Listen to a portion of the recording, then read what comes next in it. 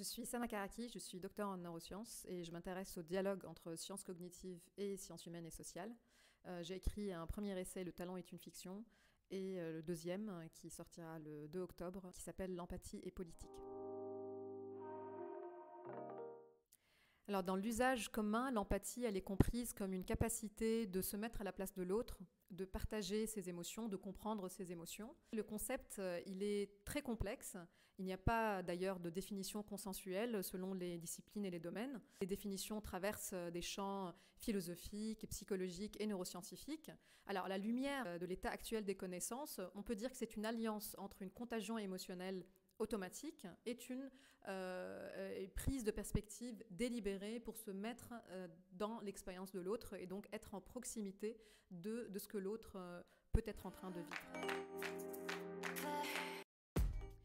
Alors, beaucoup de personnes seraient d'accord sur l'idée que l'empathie est sélective. Ils vont d'ailleurs considérer que c'est naturel, c'est-à-dire il est tout à fait évident que nous avons plus de préoccupations pour les personnes qui nous sont proches et moins de préoccupations pour les personnes qui sont loin de nous dans l'expérience de vie. Ce qui m'intéresse dans sa sélectivité, c'est qu'est-ce qui définit les limites de ce qui fait de l'autre un proche ou un étranger. Parce que les études montrent que quand on enlève à l'autre sa pleine humanité, ça veut dire quand on le déshumanise ou qu'on l'infrahumanise, dans le sens qu'on le considère déviant d'une forme de norme morale, on a moins d'empathie envers cette personne. Et c'est là où le sujet devient politique, parce que ce qui définit la perception que nous avons de l'autre est conditionné par un cadrage médiatique, par un cadrage discursif, par un cadrage culturel qui dépeigne les personnes comme étant plus humaines, comme étant plus morales, comme étant plus dignes d'intérêt et donc d'empathie.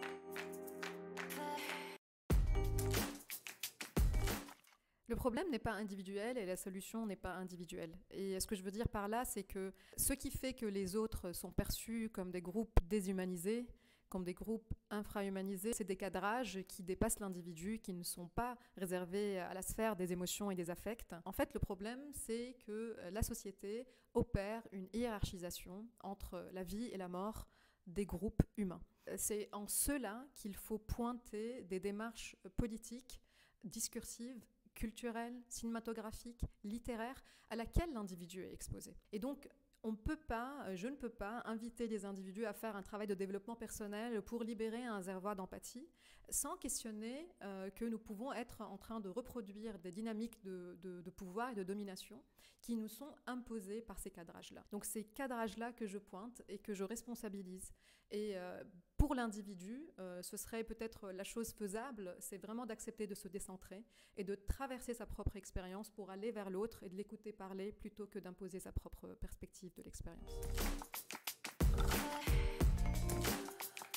Dans le livre, je fais dialoguer à la fois des apports de neurosciences, des apports de psychologie, philosophique, avec des analyses de discours médiatiques, de couverture d'événements, de faits divers ou de conflits, pour pouvoir lier en fait ces champs disciplinaires et en sortir en quoi quelque chose qui est compris comme un phénomène biologique est profondément politique.